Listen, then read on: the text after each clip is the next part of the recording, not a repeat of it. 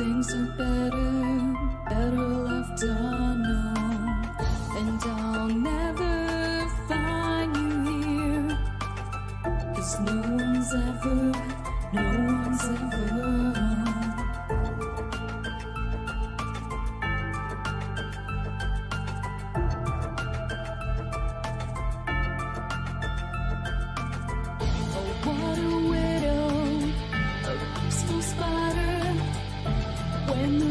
is clean, she's a sneaky hider. Hide the lies and the alibis. Oh, what a sinner, is it in her?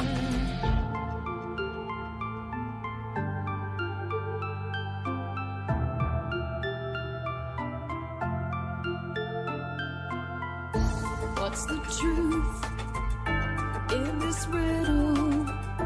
Is love really just this simple? I can't seem to find my way in this world that never stays.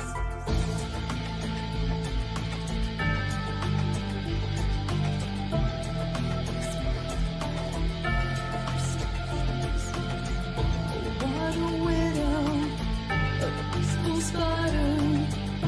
When the glass is clean, she's a sneaky hider. Hide the lies and the alibis. What a sinner, is it in her?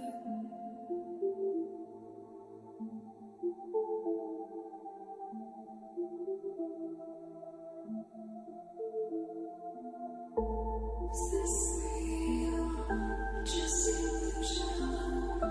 I'm lost in the wonderland of confusion.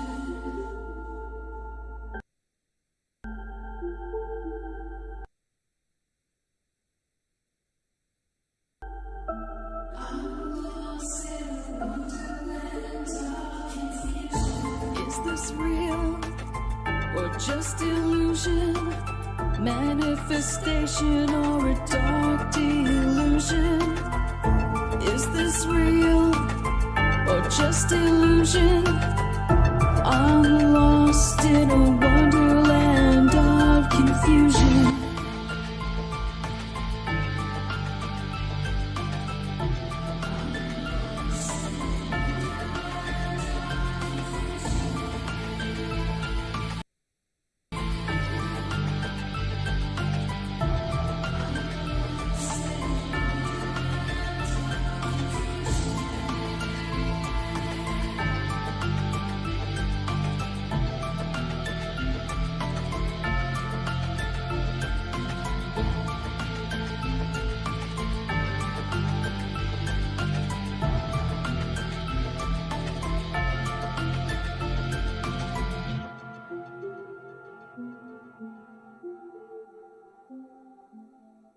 This is Cynthia Sue Larson with Reality Shifters and the International Mandela Effect Conference, and you're now listening to DarkWolf's Den Show on Rippin' Common Sense Radio.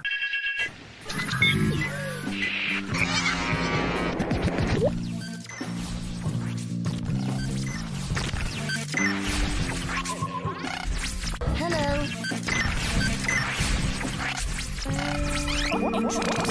Lasers.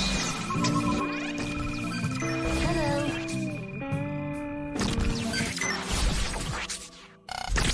This station is now the ultimate power in the universe. This is your man Meta, aka Propagate This Light, and you're now listening to DarkWolf's Den.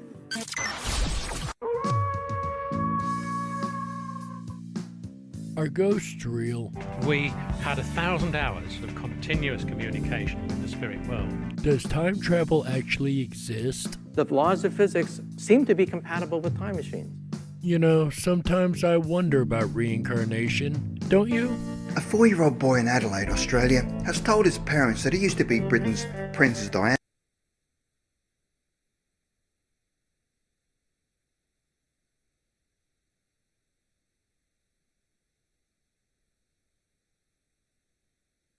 What would happen if the world found out that aliens were real? I didn't say disclosure would be easy, but what is the alternative? To establish a space force as the sixth branch of the armed forces. We have so many questions and yet so little time, so to have you here, the pleasure is all mine. Coming to you from a secret mountain cave, hidden deep within the Idaho wilderness.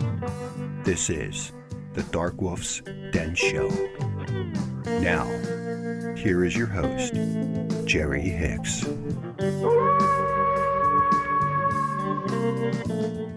That's right, I am Jerry Hicks, also known as the Dark Wolf, and welcome back to another episode of the Darkwolf's Den Show. Whether you're on the edge of reality, the edge of the galaxy, the edge of your seat, or anywhere in between, we're glad you chose us to be right there with you. Ladies and gentlemen, it is Wednesday, September 23rd, 2020, and tonight we're going to talk about a topic that is really kind of loony, if you will. We're going to talk about moon madness. That's right. There's a lot of mysteries and craziness surrounding the moon, and we're going to discuss a couple of them tonight. Not necessarily about the moon landing, but about the moon itself. Like, is it made of cheese? Okay, maybe not that. Maybe we go a little deeper than that. But anyway, it is Moon Madness tonight, September 23rd, 2020 on the Darkwolf's Den Show, exclusively on Rippin' Common Sense Radio. But first, today in history. On this day in 1962, ABC aired its first color TV series, which happened to be the pilot episode of a brand new show by Hanna-Barbera, a show that later would go on to definitely inspire me, and I'm sure most everyone in my generation. Ladies and gentlemen, the Jetsons, that's right. The Jetsons aired for the first time in color on this day on ABC in 1962. And that was this week's Today in History. And once again, our Today in History kind of lines up with our topic tonight, which is, of course, Moon Madness. And you remember the Futurist episode, a lot of them thought we would be living in space and on the moon and different places like that by now, which of course we're not.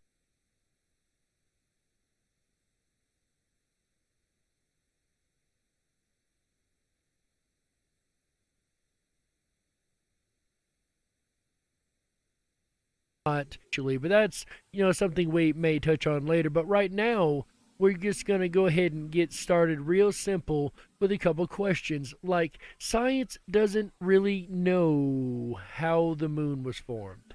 I mean, honestly, there's a lot of theories, and a lot of theories taught as fact, which is something else that happens a lot. And this is something that I want to go ahead and get out of the way right at the beginning of the show. This is kind of a rant that's been building up inside of me for a while, so I really, really need to get this out, guys. It really bothers me when things are taught that are theory and taught as fact. Like the Big Bang Theory taught as fact. This is what happened. It happened this way. No, that is a theory. As well as how the moon formed. You see, science says that it formed when something hit the Earth years and years ago, right when the Earth was forming. Right in the very, very beginning, there was something called Theia, this small planetoid object that supposedly hit the Earth at just the right angle to create the Earth and the moon. Well, that doesn't really fit really well because there's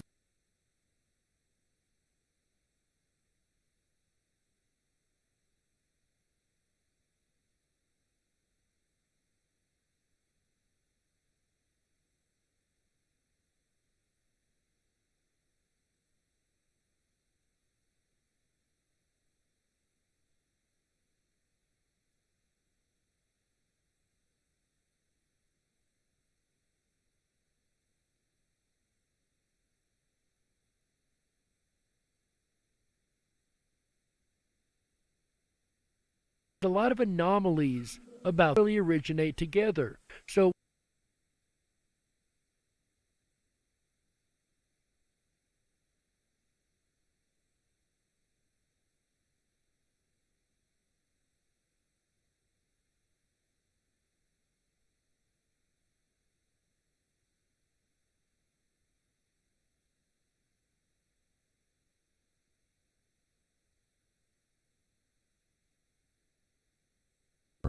Really hard to explain why a word that means the peoples or actions that came before the moon even exists if the moon had been there.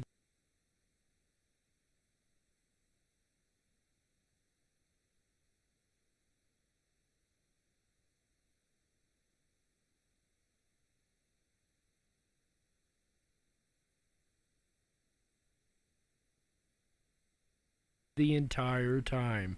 In ancient writings and traditions, one can find proof of a time when the moon did not exist. Democritus and Anaxagoras mention that there was a time when no moon could be seen in the night skies. And for argument's sake, fine, an eclipse does explain it for a short period because it doesn't state how long that it wasn't seen in the night skies. In describing the history of the Greek regions of Arcadia, Aristotle writes that the Pelasgians, since very old times, at a time when the moon did not exist. And now here is an entire group or race of people that existed before the moon did. Apollonius from Rhodes mentions something similar. He talks about a time when not all of the celestial objects existed in the sky, before the time of Decameron's and Pyrrha's generation, before the cataclysm, when the moon did not exist and the only humans that existed were the Pelasgians. Which does make you wonder, did the moon cause the great flood around the world? Because we know from archaeology proof that and geological proof that there is a proof of great flood around the entire world. It's in the rock layers. It shows that there was an actual flood that happened. But science cannot exactly explain why or how that did occur, what triggered the flood. And of course, they may never have the explanation, but I conject that it is possibly the moon coming into the orbit of the Earth that really made the tides and water go cuckoo and flood the land area. Living on the mountains of Arcadia, region in Greece, these inhabitants of Arcadia were also known as the Proselenists, meaning those that were before the moon in Greek. Proselenists. And yet another culture that is named by the fact that they existed before the moon did. In Plutarch's work, Moros, we find the following. There were Arcadians of Evander's following, the so-called pre-lunar people. Similarly, Ovid wrote, the Arcadians are said to have possessed their land before the birth of Zeus, and the folk is older than the moon. Stephanus of Byzantium wrote, Arcadians and females both exist before the moon. Hippolytus refers to the legend that Arcadia brought forth Pelagius, of greater antiquity than the moon. And once again, a historical description of greater antiquity than the moon itself. Lucianus, in his astrology, says that the Arcadians affirm in their folly that they are older than the moon. However, the Greeks aren't the only ones to talk about a time before the moon. Evidence has also been found in other parts of the world. In Bolivia, symbols on the walls of the courtyard of Kalasaya, built in 1300 BC, provide evidence that the moon came into orbit around the Earth at a specific moment in time thousands of years ago, long before what mainstream historians refer to as recorded history. And let's remember, recorded history is a lot different than actual history, because it's just that what's been recorded. But there was a lot of time before that where history was not really recorded, minus, say, cave paintings or things of that nature.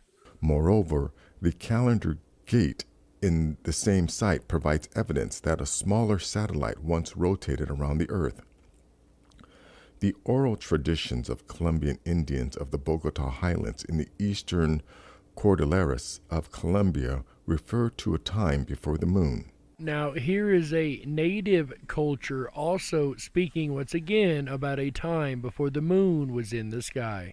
In the earliest times, when the moon was not yet in the heavens, says the tribesman of Chibchas.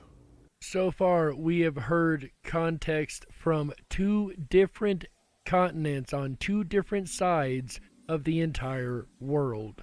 And it really, really makes you wonder when they start, once again, as we've talked about in all the case files on this show, when you start seeing the same evidences showing up in the ancient text or in any case files, then you start to wonder if this is actually true, because if it shows up over and over and over, you kind of want to call it solid evidence at that point, no matter how anecdotal it may be. And here we have anecdotal from all kind of cultures on all kind of continents across the entire world, speaking of a time before the moon was in the sky. And yet another continent we're going to hear from right now is Africa.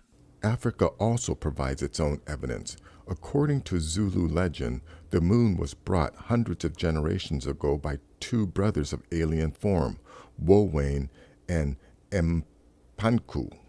So I would safely say, based on the evidence that we have heard so far, that there was a time on the earth before the moon was in the sky, and this was recorded by the ancient texts. So regardless of what kind of theories science may put forward and teach as fact, it is not fact at all if it does not include the idea of the moon not being there while humans were on this earth. Because like we know, the big impactor theory, as I said earlier, is exactly how the scientists think it happened, when the earth was still in a molten form and there was no human life upon it. And I just can't buy that. There's too many oddities. So let's assume that the ancients know more than the scientists that are, dogmatic as can be, and yet again teaching fact, or teaching theory as fact instead of fact as fact. Let's always kind of watch when that happens, guys. Always keep our eyes out. That is dogmatism at its absolute worst. But back to our topic tonight, guys, moon madness. We already know now that the moon was not in the sky for all of Earth's history. We know this from the ancient texts and the ancient writings that have been presented thus far this evening. So what is the moon? There is a lot of theory around what the moon could be. Could it be a alien spaceship? Could it be made of cheese? I'd like to really think it's made of cheese. Then again, I may be a little bit hungry right now. But anyway, that beside the point. What is the moon? How did it get into our orbit? And why does it stay as it does? It has an immense and tremendous effect on the tides of the Earth. And our Earth would be in a lot of trouble if we didn't have the moon now, only because we've gotten used to the way that it is now. And modern life would be changed absolutely forever if the moon wasn't there. And speaking of modern life, one thing that's kind of lost in modern life is looking at the moon and, having time to look up. Because I remember the man in the moon, right? You guys remember the man in the moon? Well, personally, I don't really see the man in the moon that well anymore. However, there are a lot of ancient legends, and more current legends even, that don't speak of a man in the moon, but yet a rabbit in the moon. That's right. A lot of people look at the craters on the moon, and instead of seeing a man's face looking at them, they see a rabbit. It is likely that sometimes you've stopped to look at the clouds and you've distinguished many different forms among them. A face, an animal, or many different objects. Now, have you also tried observing the full moon at night? This celestial body has captivated human beings since the dawn of time, and many people have distinguished different shapes on its surface. A smiling face, a man carrying wood, and even the shape of a rabbit. I've personally never seen the man carrying the wood. I have seen the shape of the face, but I don't think I've ever seen the man carrying wood across the moon, and I definitely have not seen this rabbit is talking about. In particular, this last one spawned different legends which explain its presence on the surface of the moon. And once again, ancient legends about the moon. In Aztec mythology, it is said that one day the great god Quetzalcoatl decided to come down to Earth and take a walk around it, disguised in his human form. He walked the entire day, and when the evening came, he started to feel hungry and tired. But even then, he didn't stop walking. The night finally came. The moon and the stars appeared in the sky, and in that moment, the great god decided to finally stop. Exhausted, he finally sat down. And he then noticed that a rabbit, who had come out to find her dinner, had gotten near him. Quetzalcoatl asked the rabbit what she was eating, and the animal showed him the grass she had collected. The rabbit humbly offered him some, but the great god responded that he couldn't eat that and that his destiny probably was to starve to death. Horrified, the rabbit approached who she saw as a mere human and told him that she was just a small creature, but that he could use her as food for nourishment so he could survive. Quetzalcoatl's heart was deeply touched by the rabbit's willingness to sacrifice herself. He petted the rabbit with love, and taking her in his hands, he told her that no matter how little she was, from that day onwards, everyone would remember her incredibly selfless gesture, offering her life to save another. Quetzalcoatl raised her high, very high. In fact, so high that the shape of the rabbit was stamped on the surface of the moon. Then the god carefully brought the rabbit back down and showed her stamped portrait on the moon, which would remain forever there so that every human in history would see it. Although being a great moral story, I yet am to remember a rabbit in the moon growing up. I remember a man in the moon, but I don't remember a rabbit in the moon. That is just so odd to me. And as a matter of fact, I hadn't even heard of it until after the Mandela effect, and I found out that that was actually an Asian belief. I did not know that there was this Quetzalcoatl and Aztec connection to it. As a matter of fact, I did know about a couple of these connections. We're about to hear about the rabbit in the moon. The only one I did know was the Asian one, which we will get to shortly. A bit farther north, in a region between Canada and the United States, there is a popular tale about a young rabbit who wished to ride the moon. However, the only animal willing to help him do it was the crane. In the effort to throw the rabbit towards the moon, he stretched his legs so much that they ended up as elongated as they look today. The rabbit was able to reach the celestial body, fulfilling his dreams. Thus, whenever there is a full moon, you can see the rabbit riding the moon.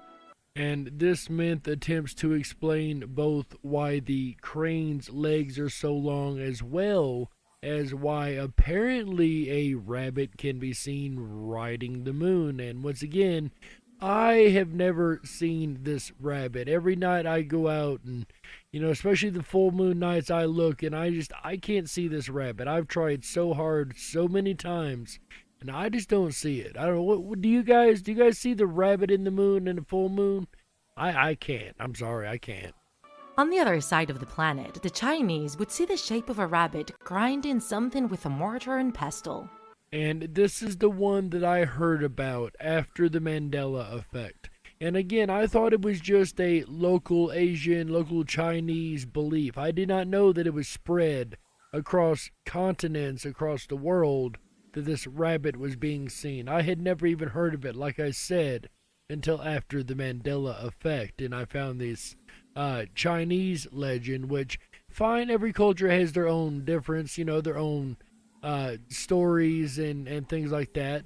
I thought we had the man in the moon, but apparently the man in the moon is quite rare, and it's more usual to see this rabbit. They say that the rabbit is preparing the elixir of life for the goddess of the moon, the immortal Changi. Which is also why they named their moon lander Chang'e, after the moon goddess, supposedly. Meanwhile, in Japan, we find a legend similar to the Aztec myth, named Tsukino Usagi. The legend says that in a village once appeared an old man who was enduring a lot of hardship and hunger. He asked 3 animals for help, a monkey, a fox, and a rabbit. The monkey went up a tree and brought him some fruits. The fox went hunting and came back with a bird. However, no matter how hard he tried, the rabbit couldn't find any food for the old man. Seeing the suffering the man was experiencing, the rabbit felt a deep sense of shame and guilt. Then, the rabbit decided to light a bonfire and threw himself into it as a sacrifice, so that the old man could have something to eat. When the old man witnessed that, he revealed his true identity, a powerful god. Deeply moved by the heroic gesture of the rabbit, he immortalized its memory by imprinting his silhouette on the surface of the moon. This legend is actually present in many Asian cultures, such as India's, Thailand's, or Sri Lanka's. This legend also inspired the creation of different festivals celebrated in the middle of autumn, such as Tsukimi in Japan and Chuseok in Korea. The legend was passed on from generation to generation, and it is shared with children to explain to them why rabbits jump so high. Because they are trying to reach their hero imprinted on the moon. Or perhaps to explain why apparently everybody sees a rabbit riding the moon or in the moon, because I don't see it. I don't know. I don't see it. I've tried. I can't even see the man in the moon anymore. Maybe I just need to get my eyes checked, right? Maybe it's just a case of lunacy. That's right, lunacy. Does anybody know where that word comes from? Just like the word lunatic, it actually comes from the moon. That's right. Lunacy is the idea that the moon affects the human brain. And there's been a lot of debate over the years whether or not the full moon actually has an effect on humans. Almost everybody loves the full moon. It is romantic. It can be a little spooky. And some swear people get kooky.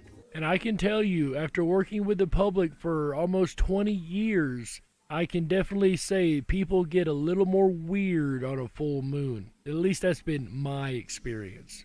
The influence of the moon and behavior has been called the lunar effect. The belief that the full moon causes strange behavior was widespread throughout Europe in the Middle Ages. Even the word lunacy, meaning insanity, comes from the Latin word for moon. It's pretty interesting to me that it was such a common thing that they had a word for it, which we use to mean crazy today. And of course that word is lunacy or lunatic.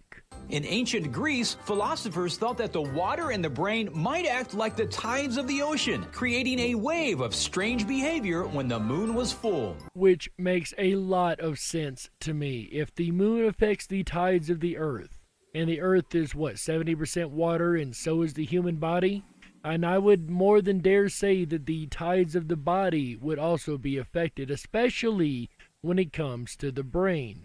Because if the tides in the balance of the body is off, then the balance of the brain is going to be off, and there's going to be these oddities that occur, these lunatic moments. Some studies have shown higher rates of crime and emergency room admissions, but they've never been able to show these things in full moon after full moon or month after month. So in the end, there really is no scientific study that shows the full moon affects human behavior. My mother, as well as a variety of people that I have known in my life, have worked in nursing homes for a majority of their career. And they will tell you, hands down, without question, that the full moon affects people's behavior. My mother hated to go to work on a full moon. She said people just acted so much more strangely. And they would pull fire alarms. She said every time a full moon went off, there was a fire alarm that went off in their nursing home. And again, this is not the first person to give me this account. As a matter of fact, I've heard this account from a number of people who have worked in nursing homes. And the GM of my current job was also actually, not the radio, the other job that I do, my regular job. This person was actually also a CNA in nursing homes for many years before they became a hotelier. And let me tell you, this person here will swear by the fact that the full moon makes people crazy. And once again, working with the public for almost 20 years, I can definitely tell you the full moon affects people's behaviors 100%, hands down, without question. If you still don't believe me, you're not alone. Many emergency room workers and police officers swear the full moon brings on crazy behavior. If you're a believer, be careful. There's a full moon every 29.5 days. So do the lunatics come out during the full moon, or does the full moon create the lunatics that come out, right?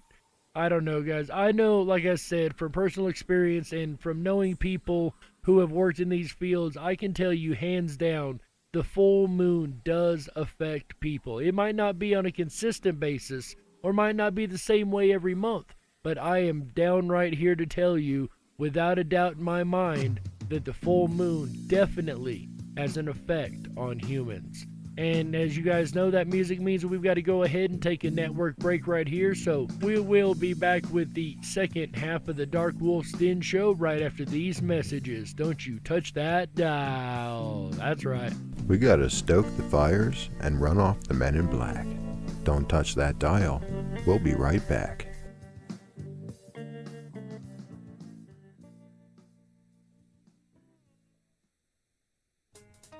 Sex in the city? Nope. Interview with a vampire? Nope. If you build it, they will come? Febreze? Tweeze in the middle? Wrong again. Depends. Nope. Welcome to the Twilight Zone, my friends.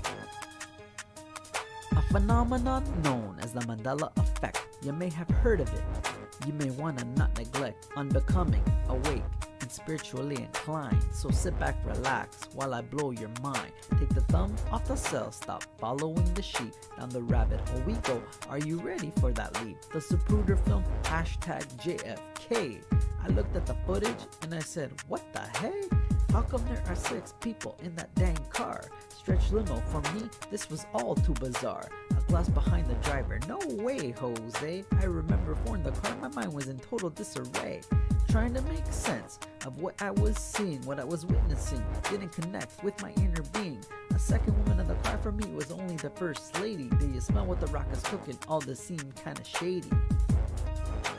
Berenstein Bears. Nope. Shazam? Sinbad? Not in this reality. Good lord. An awakening. Was it all a revelation? The naysayers and skeptics call it confabulation. They say we misremembered and call us bat crazy. Did you smoke a doobie? Maybe that's why it's a little bit hazy.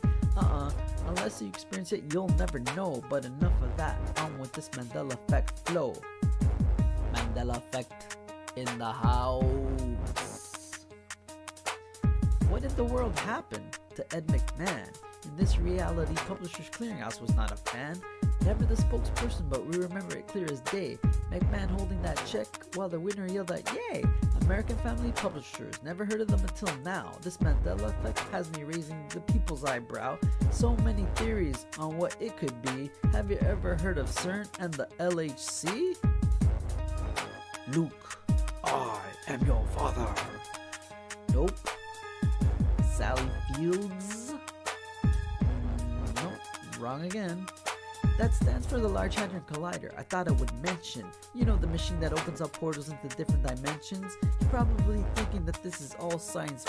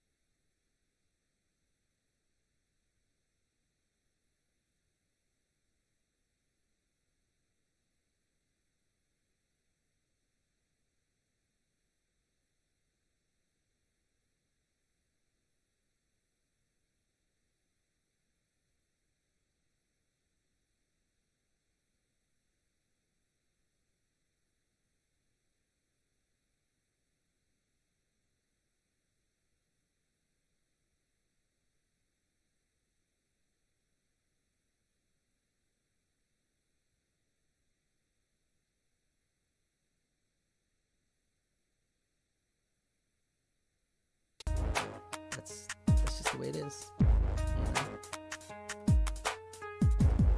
Stay strong, my friends. That's just the way it is. Dolly has no braces? Are you serious? Good lord. Joel Osteen. So what the heck happened to the L?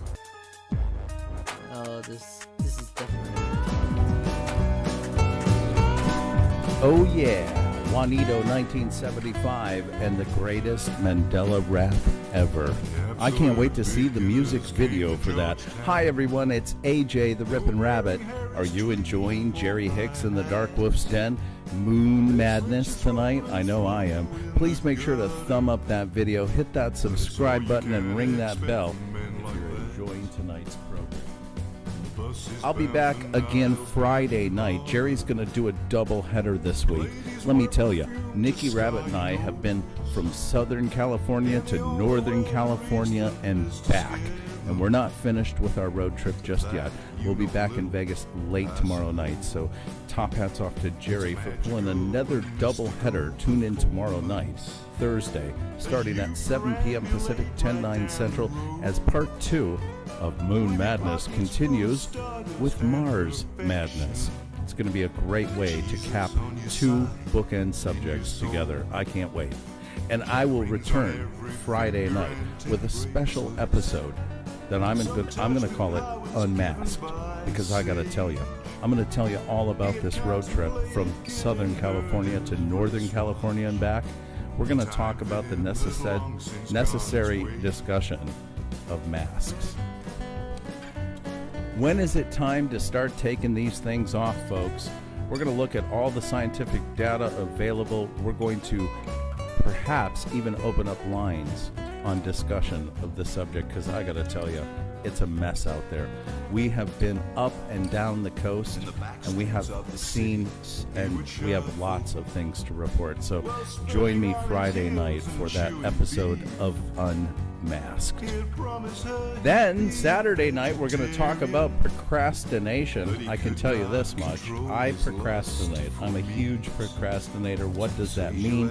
Why do we do it?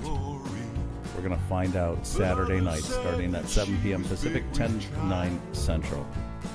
Then we're going to end out the weekend together with a look at string theory. It's going to be a great way to end the weekend. And like I said, I can't wait just to be home. I'm actually coming to you live right now from Thousand Oaks, California. I have a raspy voice because I've been around that good, clean ocean air. And I can't wait to give you the update from the road. All the details are going to be coming in the Unmasked show this Friday night, 7 p.m. Pacific, 10/9 Central. Information you need to hear. We're going to return back to Darkwolf's Den, Jerry Hicks, Moon Madness, right here on the very best of Common Sense Radio, the Rippin' Rabbit Hole. Stick around. Part 2 is coming up.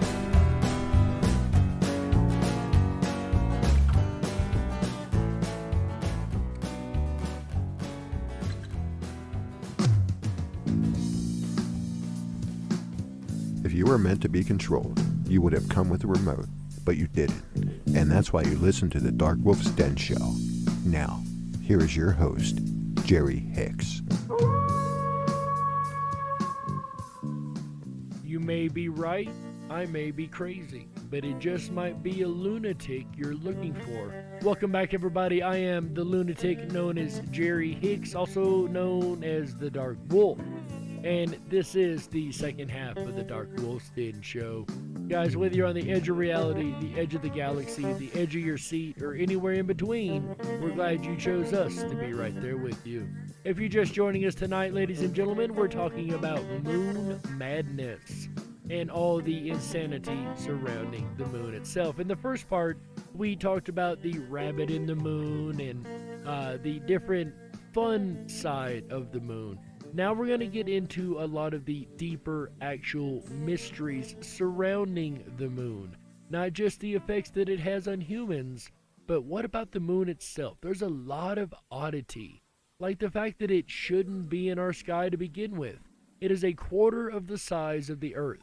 When it comes to moon-planet relationships, that is extremely odd, which means it most likely did not form from the Earth.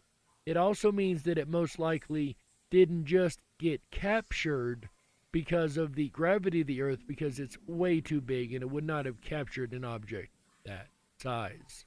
And there has been evidence presented that suggests that perhaps the moon itself isn't as solid as we think. Perhaps the moon is actually hollow.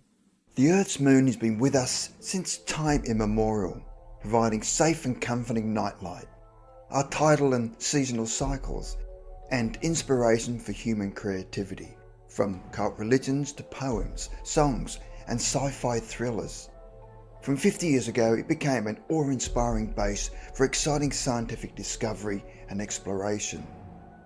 But there are some in the scientific community who believe that their peers are in denial about the origins of our moon, that the moon is a hollowed-out, artificially modified spacecraft created eons ago by a higher intelligence and towed into its earthly orbit, perhaps for the purpose of monitoring our species.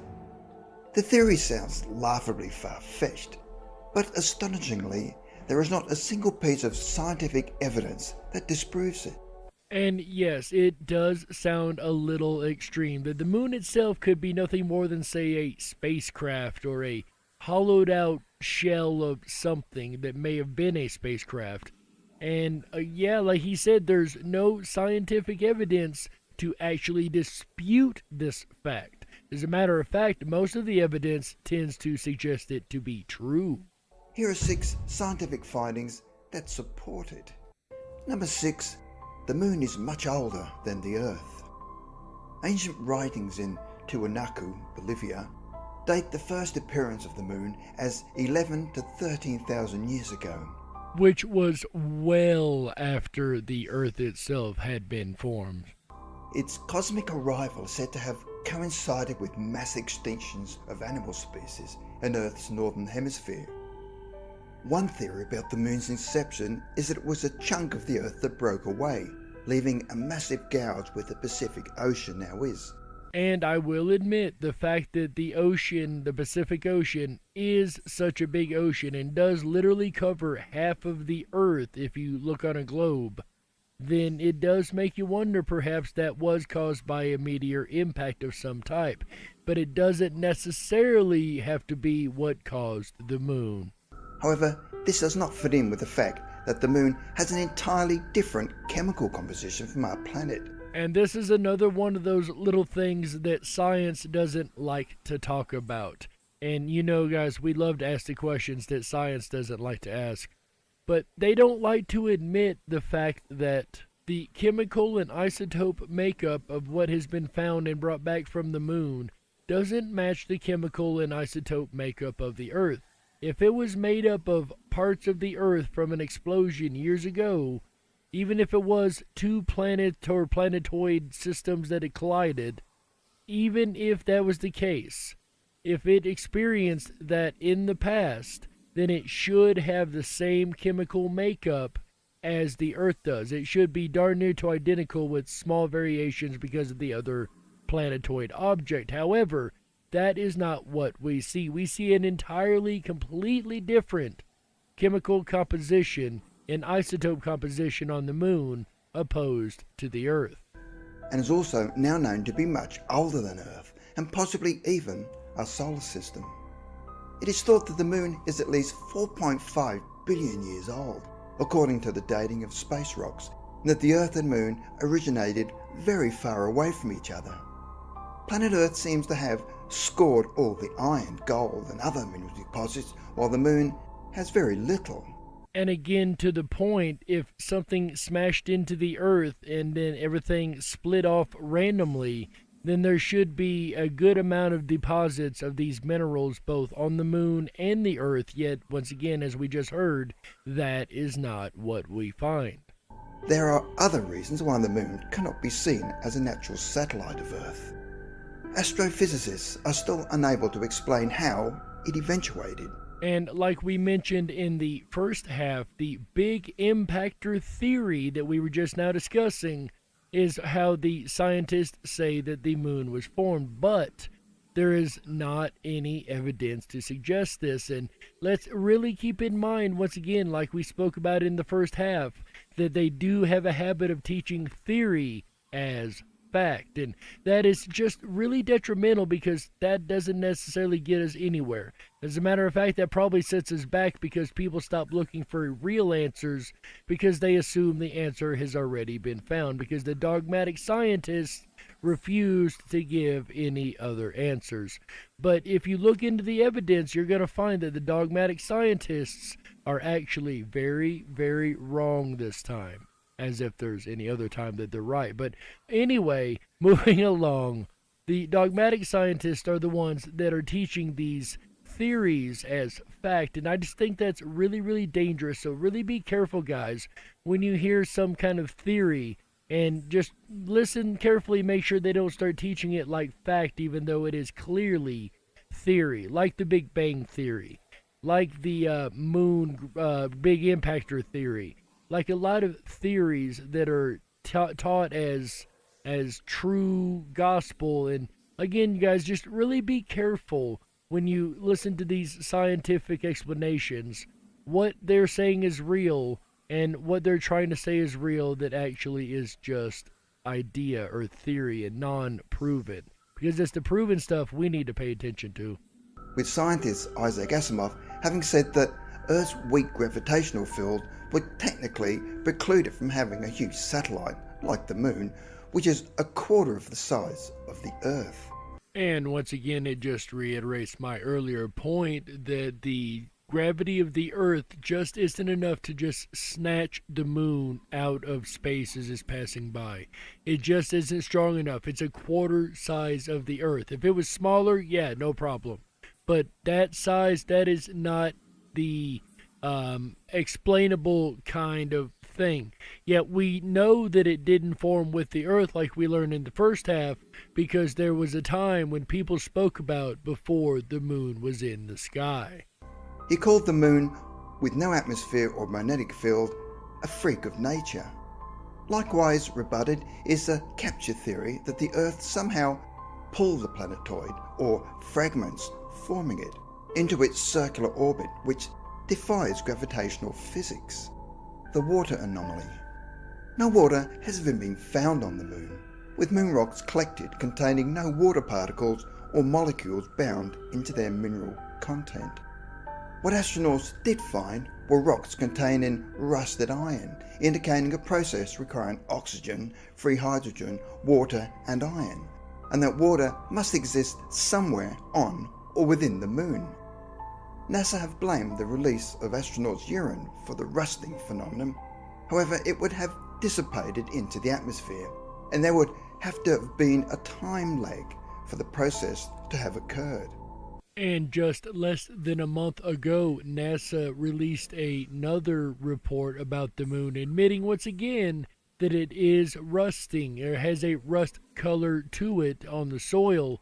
And they say it's evidence of hematite on the Moon, which once again is needed water for this to form. So it's really intriguing that this water does show up from time to time on the Moon for some reason. Apollo astronauts left monitoring instruments which registered a wind of water across the Moon's surface on March 7, 1971, with the water vapor clouds lasting 14 hours and covering 100 square miles. Perhaps the Moon itself is a great big manufacturing plant, and the water vapor is just a steam from some of the manufacturing going on. Of course, this is extreme speculation. NASA explained away the phenomenon by suggesting that the two water tanks left there had become worn and ruptured. However, Rice University's physicists Dr. John Freeman Jr. and H. Ken Hills posited that the chances of this happening to both 180 kilometers apart at the same time were close to zero. And you gotta love when a scientist finally stands up and calls shenanigans on something. I think that's absolutely hilarious right there. And that the tanks facing in opposite directions would not have produced vapors so widespread and pervasive. Freeman and Hills believed the massive release of water vapors had been emitted from deep inside the Moon's interior during a moonquake. This suggested the presence of hollowed out areas filled with gases to sustain life forms. And I can tell you, if that sounds insane to you, I know without a doubt, as 100% fact, as we sit right here, right now, I can guarantee you I know without a doubt that there is life on the moon. That's right. I can say that with 100% confidence that I know without question that there is life on our moon. How do I know this? Why do I suddenly know this? Well, it's really actually easy to find. If you look at the Israel space mission that happened, I believe earlier this year, if not last year, the end of last year, 2020's been kind of wild, so I've kind of lost track of when this occurred. But anyway, very recently, Israel sent a mission to the dark side of the moon, and they made it to the moon. The problem is the landing didn't go all that well, and it crashed. Now, one of the experiments that was on this lander had tardigrades in it. Tardigrades are microscopic animals, also called water bears, that can survive even the vacuum of space itself. So surviving on the moon for them is a piece of cake. That would be no problem at all. And there are a colony of tardigrades that live on our moon. Now, yes, it is microscopic life. It is an intelligent life, though. Sometimes I wonder if there's much of that on Earth anyway. But on the moon, there's not intelligent life. We don't have, moon people that we're going to be interacting with. But I can 100% without a doubt guaranteed say that there does exist some form of life on our moon. Albeit life that we put there, but it's there just the same. Number 4. Processed minerals. Moon rocks have been found to be magnetized, although the moon does not have a magnetic field. Now, can somebody explain that to me, please? How does a rock become magnetized when it's not within a magnetic field?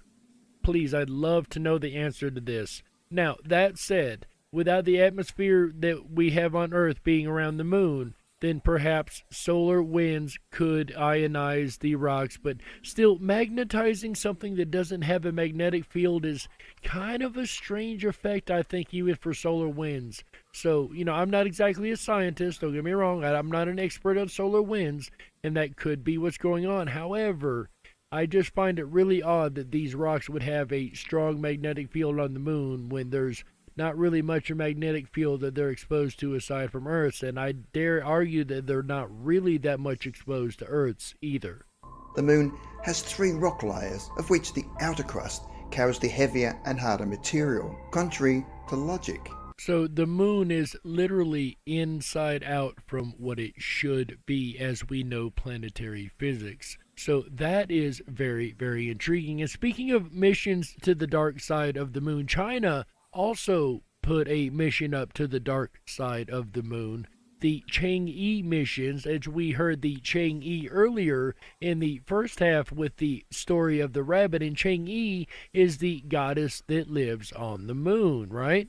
So China went with the Chang'e lander to the dark side of the moon, and they did not fail the landing. They actually completed their landing, but they found something kind of strange.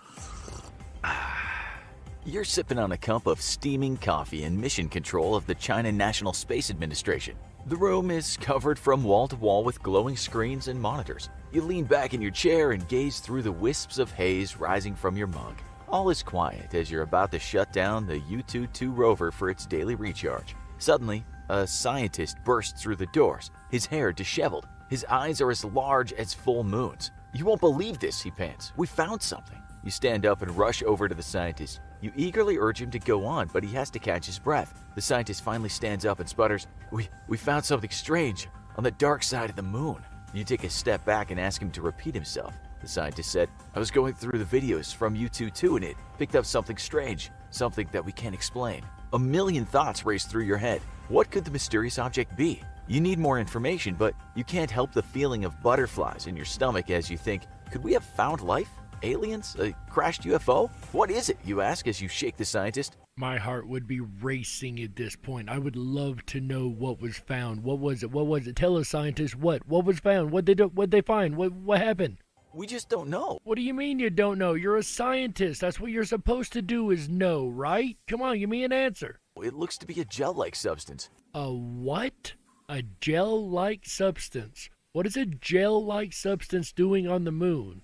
Who dropped a jelly sandwich up there? It's in one of the craters the rover was exploring. There shouldn't be any gel on the moon. There's no atmosphere and it's freezing cold, he responds. A gel-like substance, you think? How could there possibly be a gel-like substance on the moon? You run over to the red telephone on your desk and pick it up. There are no buttons to push. Once the phone is removed from the cradle, it automatically dials the head of the China National Space Administration. And yes, this really did happen. They really did find a gel-like substance on the dark side of the moon. The line picks up and you speak into the receiver. Sir, we found something. I think you should bring everyone in. This could be big. As you wait for your boss and the rest of the team to come in, you think back to December 7th, 2018, when the China National Space Administration launched Chang'e 4. The main goal of the mission was to land on the dark side of the moon and collect data. On January 3rd, 2019, China became the first country to successfully land a spacecraft on the far side of the moon. You smile as you recall that this was no small feat. Several other countries had tried and failed to do what your team accomplished. As we spoke about Israel crash landing on the dark side just a little bit ago and accidentally releasing the tardigrade experiment, which now literally means we have life on the moon. Landing on the dark side of the moon is difficult because of the inability to maintain constant communication with the spacecraft. The monstrous sphere that is the moon blocks the signals between Earth and any vessel on the other side. To get around the problem, you and your team placed a satellite between the moon and the Earth. And this right here is something that I think is absolutely brilliant. It's the same idea as a repeater, like a radio repeater tower. You have a signal going in, it is boosted and then sent back out elsewhere to where it's supposed to go.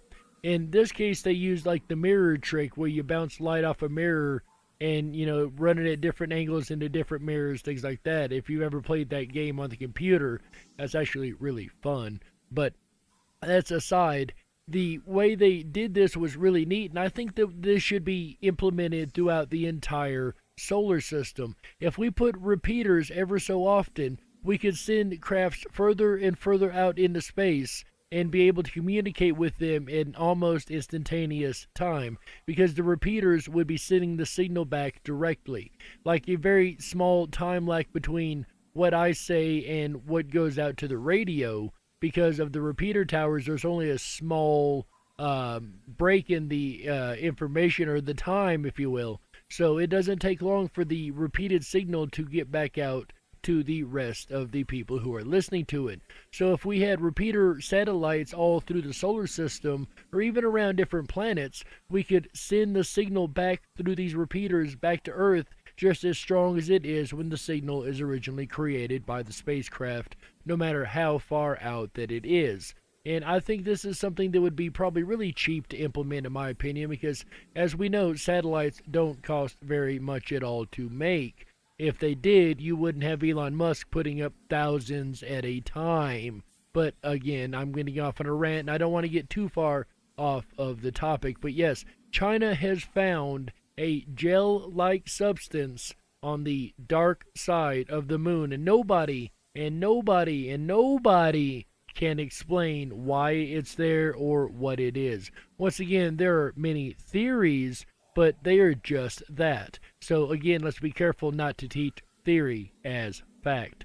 And we've got one more presenter this evening before we close out the show. We're going to run a little over the regular time. Ladies and gentlemen, maybe you've heard of this next guy. He's really well known in a lot of conspiracy circles. I present to you, ladies and gentlemen, David Icke. I'd found this book, Who Built the Moon, by two researchers who've written other books. One of them an investigation into Freemasonry. And this book details the extraordinary anomalies relating to the moon. And they came to the conclusion, and I absolutely bloody agree with them, and a bit more than that too, as I'll come to later, that this is what we're looking at.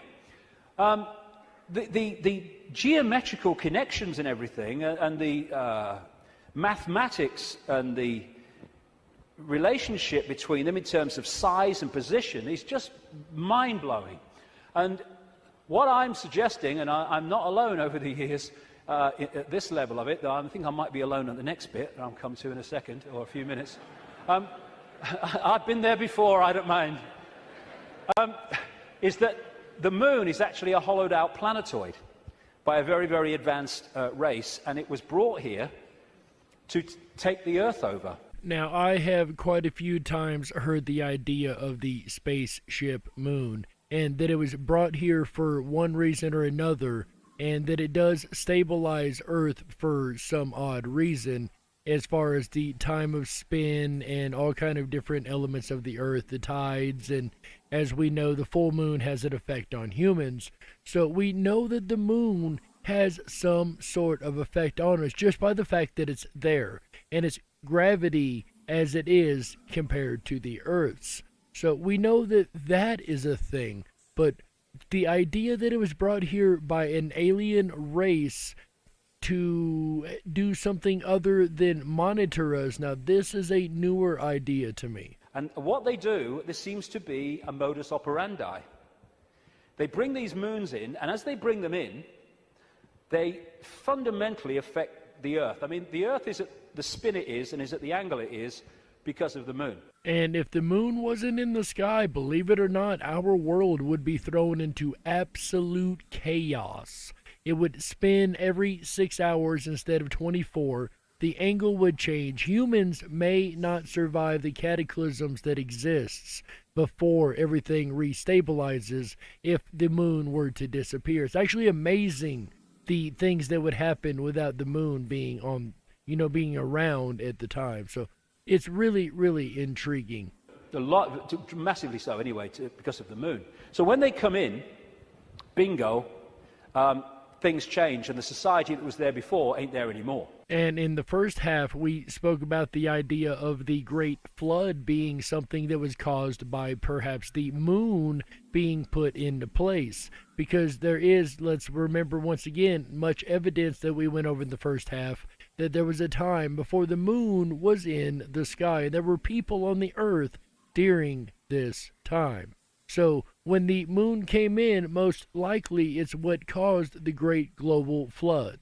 And then gradually they take them over in ways that I'll come to. So when the moon came in, and again, it's so important to come back from the holographic world to the base construct. We see a solid moon, yes, in the play-out world.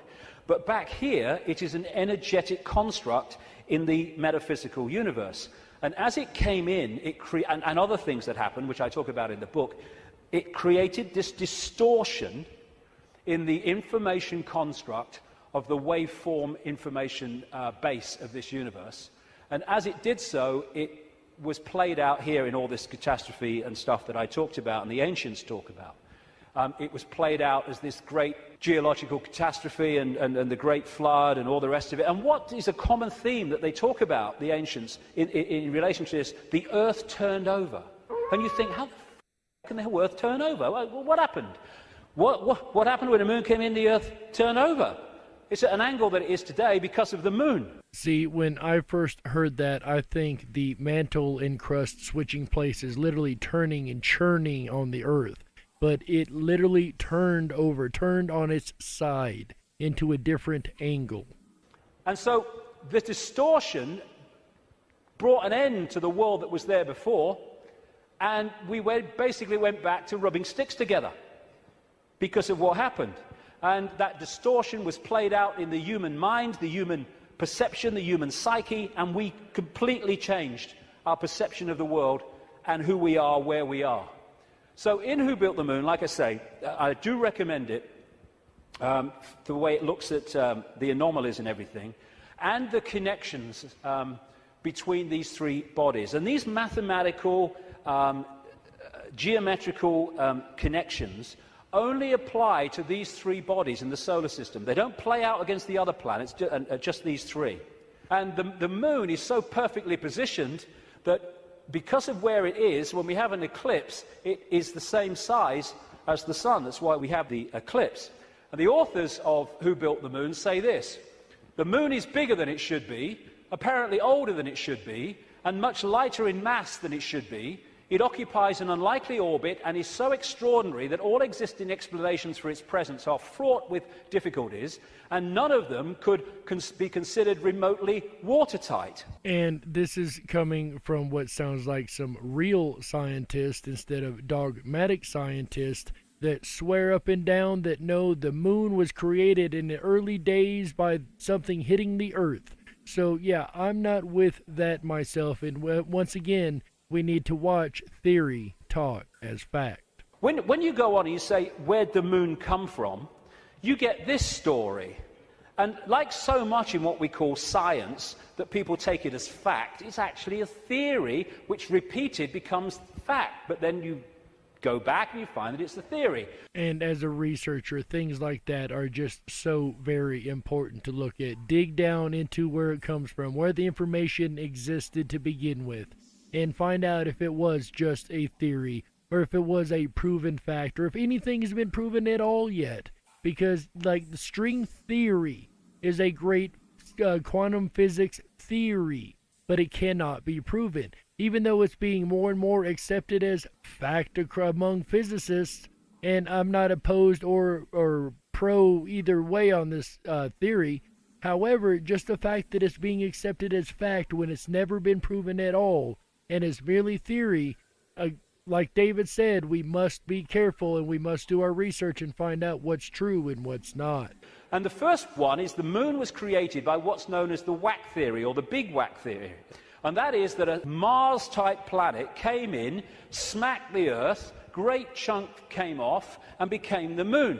Which I'm sure, as I've repeated many times this episode already, I in no way whatsoever believe is what happened. When the physics of that didn't work out, they came up with the double whack theory, where the Mars-type planet hit the Earth, comes off or whatever, and then the Mars-type planet thinks, well, I'll give him one with the right, I'll give you one with the left, comes back and whacks it again, the old 1-2.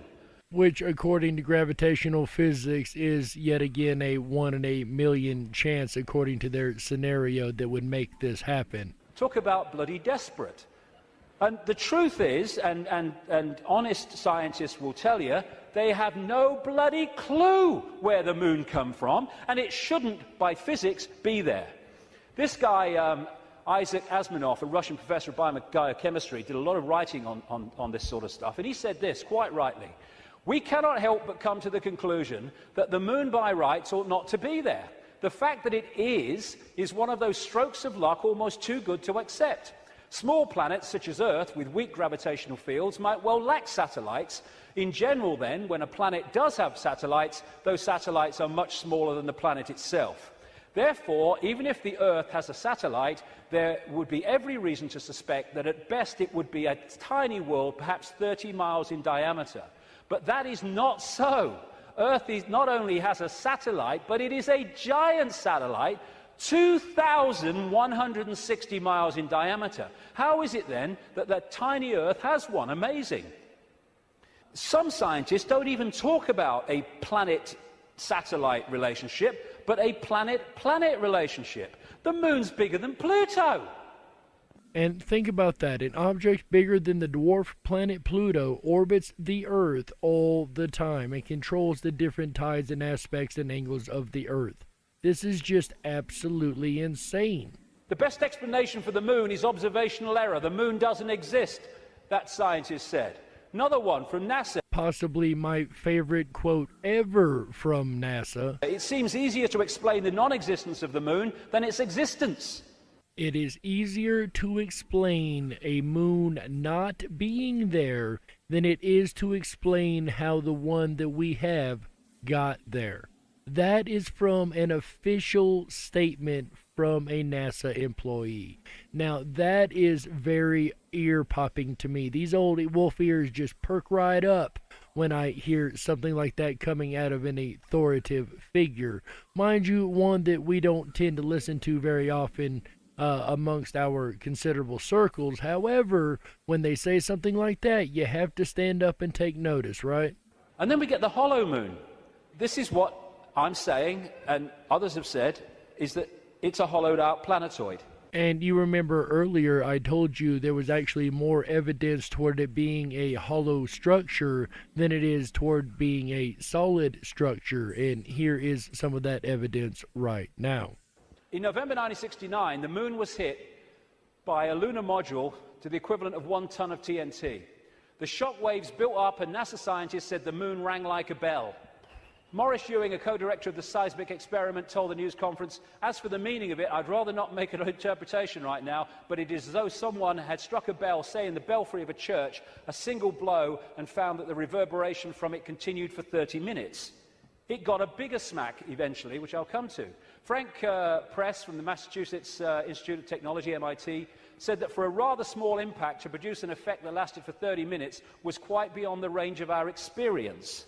At the size of the impact that they made, there should have been a very, very small vibration that went into the ground, and that should have been it. It should not have reverberated and literally rang like a bell for 30 minutes. That is just beyond. There's no real explanation to this day as to exactly why that occurred. There's, once again, a lot of theories, but there's never been a proven reason as to why this happens to occur on the moon. Also, it makes you wonder, if you look at the craters on the moon, why they're all exactly the exact same depth. No matter how old they are or how young they are all the exact same depth. But we'll get to that later. This is a guy called Gordon MacDonald. He said in the early 1960s, it would seem that the moon is more like a hollow than a homogeneous sphere.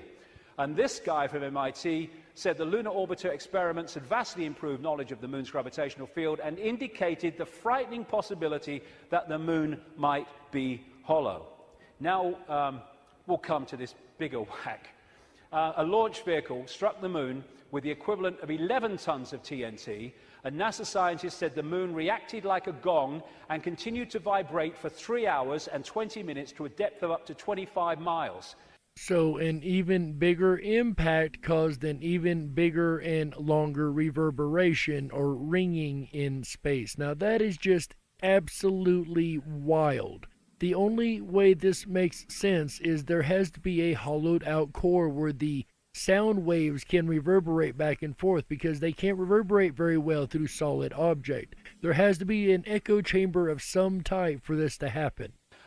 Ken Johnson, a supervisor of the Data and Photo Control Department during the Apollo missions, told Who Built the Moon author Alan Butler that the moon not only rang like a bell, but the whole moon wobbled in such a precise way that it was almost as though it had gigantic hydraulic damper struts inside it.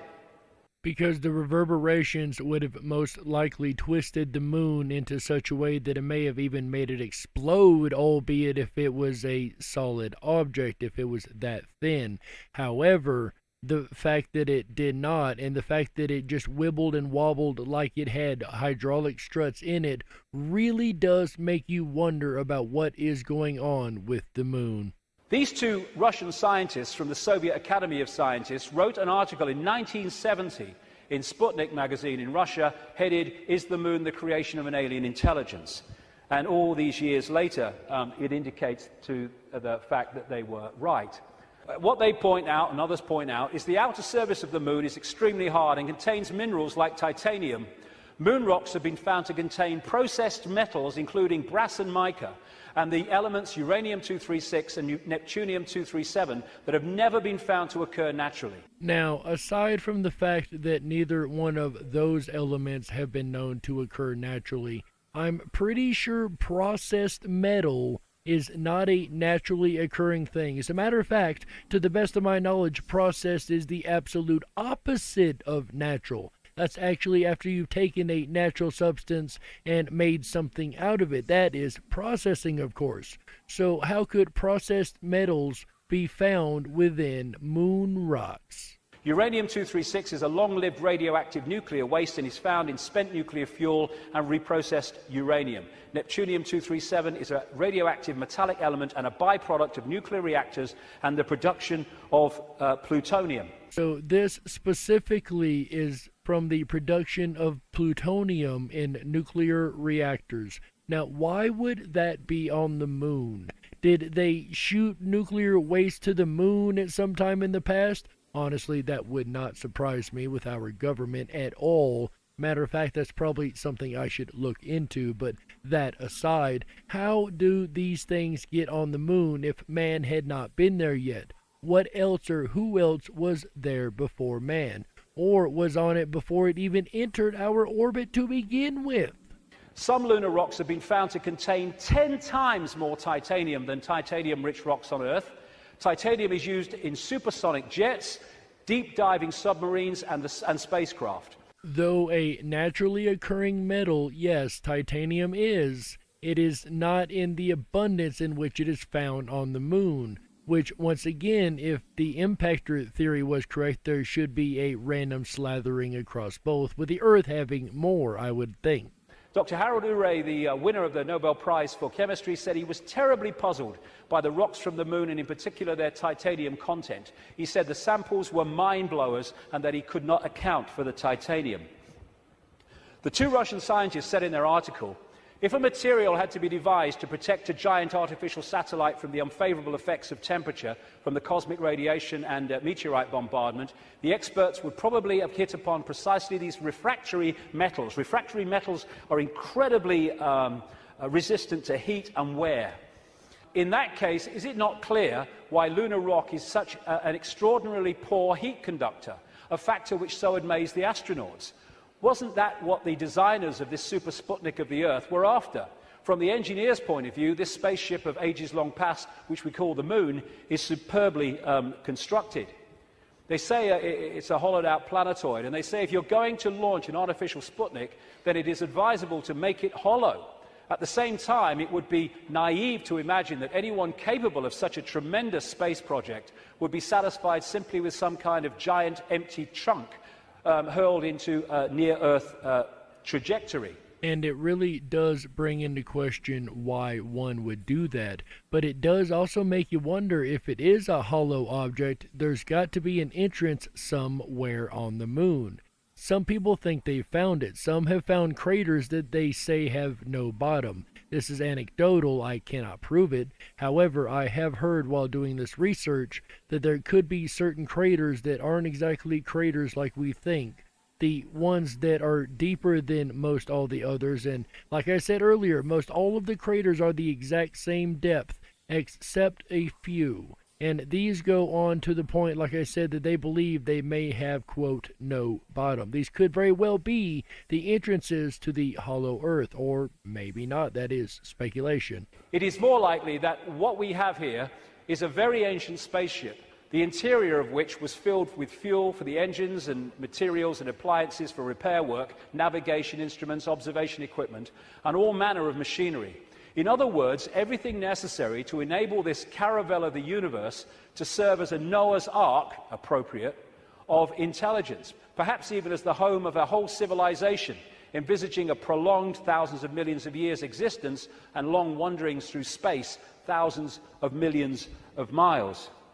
It would be very much easier to monitor the human race if you had an object near enough to them that circled them on the perfect axis where it could see pretty much the entire Earth, and in a way such that it could be monitoring all the actions going on, from nuclear to chemical to even our atmosphere itself. So the idea that an alien civilization could be monitoring us for good or bad reasons either way is very, very interesting. Naturally, the hull of such a spaceship must be super tough in order to stand up to the blows of meteorites and sharp fluctuations between extreme heat and extreme cold. Probably the shell is a double-layered affair. The basis is a dark armoring of about 20 miles in thickness, and outside of it some kind of more loosely packed covering, a thinner layer averaging about 3 miles. In certain areas where the lunar seas and craters are, the upper layer is quite thin, in some cases non-existent. And as this scientist said, the moon is made inside out. In other words, what's on the outside should really be on the inside, and that supports the idea of a hollowed-out planetoid. So, when I started to put this together, and there's a lot more of this in the new book, I then called the oracle in South Africa, Crater Mutwa, And I've found Zulu legends to be incredibly accurate with their symbolism. And as we all know, any type of ancient legends really, really intrigue me, and I love to present those to you guys. And this is the thing, symbolism. You get these anthropologists and people, they go around and they look at these shamans and these ancient stories, and they take the blooming things literally. Now, like I said earlier, we now have the tools which make it easier for us, because technology is mirroring reality, therefore we have the analogies. When these ancient stories were put together, they didn't have that. They had to try to get their point across in simple ways that people of that time could relate to. So they used symbolism. So when I read Arancreda Mutwa, I didn't tell him anything that I'd put together or come across or thought. I just said to him, can you tell me any Zulu legends about the moon? And he said, yes, we consider the moon to be an egg. Now, when you take that literally, you say, the moon's an egg, the anthropologists, the primitive people you know. Which is a point that I drive home so often, that scientists are just so close-minded and want to take it all literally and don't have the time to look into an esoteric explanation for some of this stuff. But no, they symbolize it as an egg for a reason. And this is what he said. The legends, the Zulu legends, say that the moon was brought here hundreds of generations ago by two brothers, Wawani and Umpanku, who were the leaders of the Chitahuri. They were known as the Water Brothers and had, quote, scaly skin like a fish. Now, this story relates almost exactly to the stories found on ancient clay tablets in what is now Iraq, Sumerian accounts of the Anunnaki, a non-human race, I would say reptilian race, that came to the earth in the same way that other parts of the world, in the ancient world, talk about. And the Anunnaki, according to these accounts, were led by two brothers called Enki and Enlil. And at least one of them, Enki, was symbolized under another name too as in relation to water, exactly the same as this. Zulu legends tell of how Wawani and Umpanku stole the moon in the form of an egg, and this is why they symbolize an egg, not because they're primitive, from the great fire dragon and emptied out the yolk until it was hollow. They then rolled the moon across the sky to the earth and caused cataclysmic events on this planet. Zulu legends also say that the Chitahuri threatened to move the moon if humans didn't do what they said because of the devastation that would cause. Now, isn't that an intriguing piece of information? Let's think about this for a second. They're supposed to be primitive people who come up with this story of a dragon's egg to explain the moon. Of course, it can't be true. It's just, Zulu legend. That's just primitive peoples. However, these primitive peoples also knew the circumstances that would occur if the moon was not around the earth. Now, how would they have such important and very high tech, high knowledge, high information about how the moon works and about its relationship to the earth? How would they know any of this if they were just this primitive people who explain the moon by being an egg? However, they can tell you that by the earth or the moon not being there, the earth would have catastrophic problems. Now, can somebody explain to me how those two things make sense together? This is the kind of craziness that these dogmatic scientists try to shove down your throat and hope like heck that you don't question it. And how dare you if you do, which is why we like to hear. And, it really just bothers me when you have some kind of culture or ancient writings that they say, oh no, it's just myth, it's just legend, it's just people that weren't smart enough to understand science, yet understand the science of the moon not being there and the problems it would cause on the earth. That just makes very little sense as far as making sense to me. That sounds like somebody who's just talking off the top of their head. What do you guys think? What the two scientists said about this 2-3 mile outer kind of protection, followed by a 20-mile impregnable layer, explains one of the anomalies of the moon, which the craters are pretty much of universal depth. Even though the scale of the impact and the size of the crater can be massively different, the depth is about the same, really, within a very short ratio. And that's, the scientists say, because it goes into the outer layer, the kind of buffer, but it can't go further than this inner protection layer that is impregnable. And as we heard earlier, the Apollo astronauts actually had a issue digging through the soil or the crust of the moon. They could not do it. With the equipment they had, they were unable to crack the surface of the moon. So what he's saying here actually makes quite a bit of sense. This guy, Don Wilson, wrote a book in the 70s called Our Mysterious Spaceship Moon. And these are some of the anomalies that he lists, and there are others that can be explained by what we're talking about. Why the moon is a freak world, too big and too far out to be a natural satellite of Earth. Why the moon has such shallow craters. Why some moon rocks are older than Earth and as old, at least, as the solar system. Why the moon seems inside out. Why the moon vibrates like a huge gong, transmitting tremors great distances around and through itself. How the moon can produce so many contradictions of data and findings. All of these very excellent questions about our moon, but there are those, of course, that believe that the moon landing was faked and we never made it there at all. Still to this day, haven't ever actually made it to the moon. And I respect those that believe that, and there is a lot of evidence on both sides of that argument.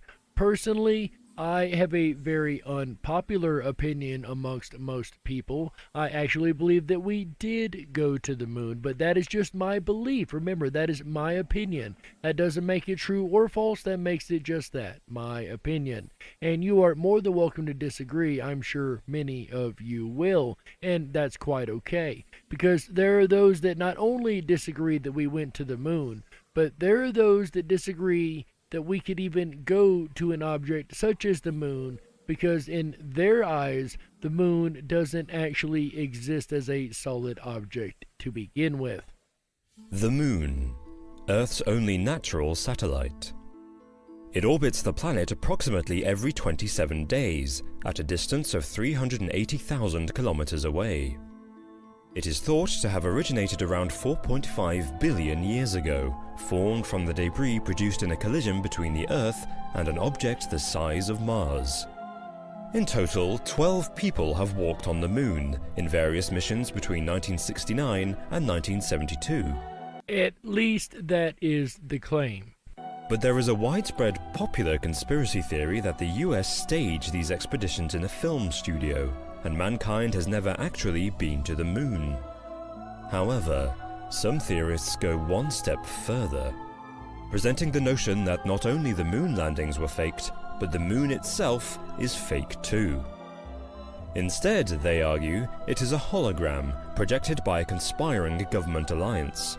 Well, we definitely could not have gone to the moon if it was a hologram. But could there possibly be any truth in this? Is there any chance that the moon as we know it doesn't even exist? And if you remember the quotes earlier, one of them actually stated the moon is not really there, it is just a fallacy of vision, so that is interesting. Could this be evidence that the moon is a hologram? Could all the anomalies and oddities be that very evidence that it's not real? In 2013, YouTube user Crow777 began posting a series of videos, which he claims show proof that the moon is not what it seems. And if you remember this phenomenon called the lunar wave, it actually made shockwaves for quite a while through all of the paranormal and conspiracy communities trying to explain what had been captured on film. After over a year of observation, Crow filmed what he called lunar waves, which look like ripples passing across the surface of the moon. According to Crow, these waves demonstrate that the moon is a hologram. He says that the ripples are actually power glitches in an artificial electrical system. And to me, I would more liken this to like the refresh or flicker rate of a television or a computer monitor, where it's constantly refreshing the image over and over. So could that be what's going on the moon? Could that be a refreshed image constantly from a holographic projector somewhere? He further asserts that he has been contacted by 3 individuals who are supposedly privy to classified information and were able to confirm his suspicions. And Crow 777 is not alone in his beliefs. Prominent conspiracy theorist and outspoken broadcaster David Icke argues that humanity should not be tricked into believing the moon exists just because figures of authority have said that it does. Icke strongly advocates the idea that the moon is not a natural body, stating on his website that it is instead a control system, manipulating our sense of reality to make us the slave race of those who are doing it. Dave Johnson, another YouTuber, claims to have discovered and filmed an unlisted satellite that constitutes the heart of this conspiracy. He believes that satellites such as this make up an international network of projection points from which the hologram is transmitted. However, a significant problem with the fake moon theory is that documents and images referring to the moon predate the development of holography in the 1940s. And personally, that is one of my biggest arguments against the holographic moon idea, is the fact that the holographic technology didn't exist until quite recent times. So unless it was some type of alien hologram or holograph technology, I sincerely doubt that that is the case. But again, that is only my opinion. Theorists argue that these sources could have been falsified, misinterpreted, or retrospectively altered by perpetrators, and the moon never really existed before the 20th century. Alternatively, an adapted version of the theory says the moon previously did exist, but has now been replaced or hidden by the more recent creation of the holographic version. Now, that one I can't argue with as much. If there's a current hologram covering what we know as the moon, it would explain a lot of the oddities as far as what we see, especially recently with the Mandela effect and the different changes that we've seen on the moon, at least within that community that we have documented. David Icke offers a variety of explanations for the purpose of this elaborate hoax. He suggests that the hologram could be part of global Illuminati interference. By tricking the entire world into believing in a moon that doesn't really exist, the secret society of elites would demonstrate its ultimate control over the spread of knowledge. So what is the moon? Is it a hologram? Is it a projection on a dome over the flat Earth? Is it a real solid object made of cheese? Just kidding. Is it actually a hollowed out object? Or is it a spaceship here to monitor us? There's a lot of things that it could be, and there's a lot of anomalies that surround the moon. Is there spaceships on the moon? Is there buildings on the moon?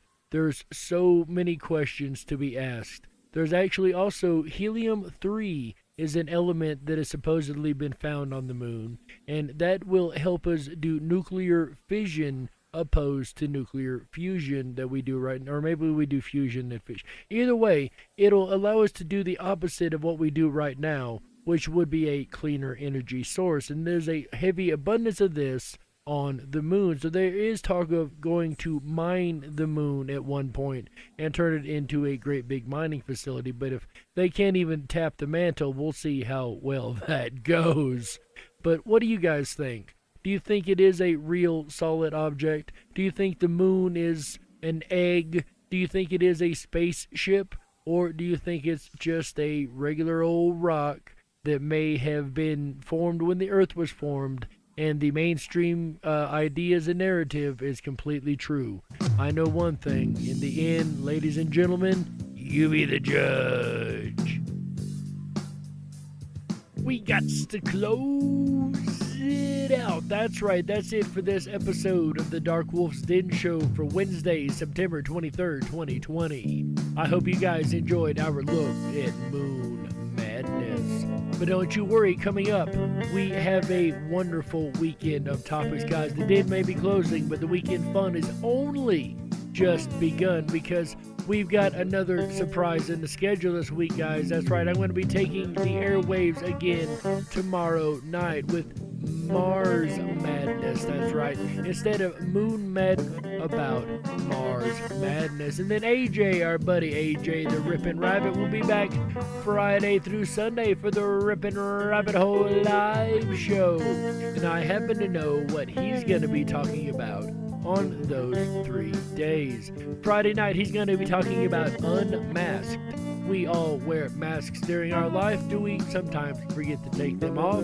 Or sometimes are we forced to keep them on, if you know what I mean? Then on Saturday night, he's going to talk about procrastination. Are you a procrastinator? Is this something that is a problem for you, or is this something that you enjoy? If it is a problem, perhaps he'll give us some tips and tricks to avoid being a procrastinator in the future. Then on Sunday, one of my favorite topics, guys. Everybody knows I love the quantum physics, and of course, string theory is a big part of quantum physics. Sunday, AJ the Rippin' Rabbit's going to try to get caught up in the strings of string theory. You know how them rabbits love to play with string, right? I didn't know it, but apparently so, you know? Anyways, ladies and gentlemen, that's the lineup for this weekend here on Rippin' Common Sense Radio. We really look forward to having each one of you guys here each night this weekend. Amazing topics, incredible lineup, and I'm proud to have the airwaves both tonight and tomorrow. So, you guys, we've got a treat coming up this weekend for sure. Speaking of treats, one of my favorite treats is going over to the RippinRabbitHole.com. That's right, the RippinRabbitHole.com. Over there, you're going to find the 24/7 Backstage Lounge, which is actually where I'm about to head here in just a couple minutes.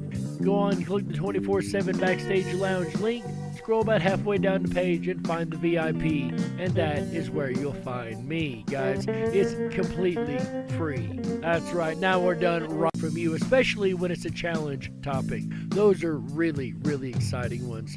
Also, guys, AJ the Rippin' Rabbit has a group over there for show suggestions and topics, as well as Juanito 1975's Lucid Dreaming Group, and I hear there's a couple other really amazing groups over there. So no matter what you're into, you'll find it over there in the RippinRabbitHole.com. Guys, that's it for me. My name's Jerry Hicks, also known as the Dark Wolf, and on behalf of everyone who's helped us put this show together, and on behalf of AJ the Rippin' Rabbit and everybody at Rippin' Common Sense Radio, ladies and gentlemen, we thank you for being here, and we wish you a good night.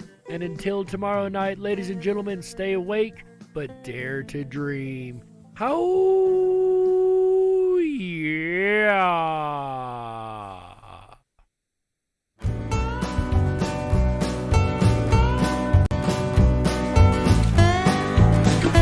Oh yeah, the weekend has officially begun. My top hats off to you, Jerry Hicks and the Darkwolf's Den Show, for starting it off right.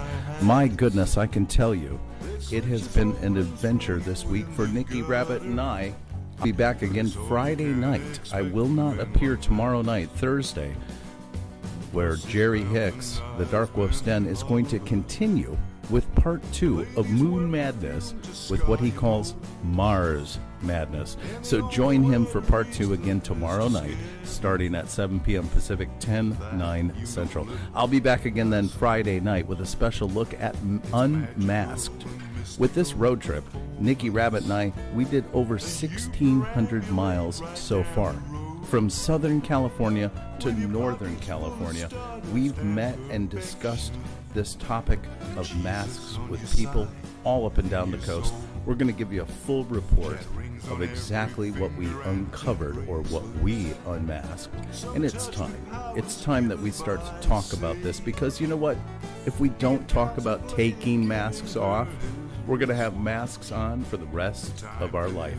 And I don't think that's what any of us want. Put a 1 in the chat room if you agree. It's time to talk about how do we remove these masks. Then Saturday night, we're going to talk about a subject that I know all too well, procrastination. Perhaps you do too. Why do today what you can put off until tomorrow? That's going to be Saturday night, a look at procrastination. The rabbit hole goes deep, starting at 7 p.m. Pacific, 10/9 Central. Then Sunday night, we'll end out the weekend right with a look at string theory. Now, I can tell you, from quantum physics to theories and realities, string theory is going to blow your mind. It's going to be an incredible weekend of content. And again, Jerry Hicks doing a doubleheader. Be back again tomorrow night, Thursday night, with Mars Madness, starting at 7 p.m. Pacific, 10/9 Central. I wish I could join you all in the backstage VIP lounge, but unfortunately, currently we're in Thousand Oaks, California. And perhaps we will, carry the conversation with you back there. We might sneak in if our internet allows us to.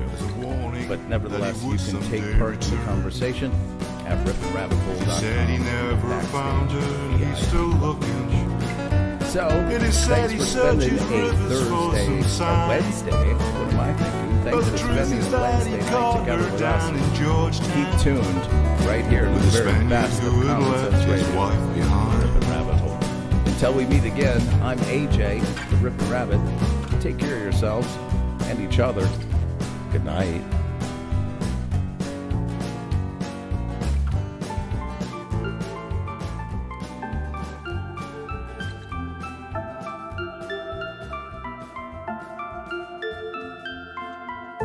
I'm lost and into the dark. Some things are better left unknown. And I'll never find you here.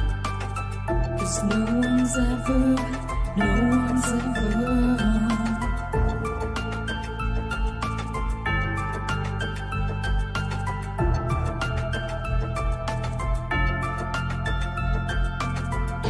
What a widow, a peaceful spider. When the glass is clean, she's a sneaky hider.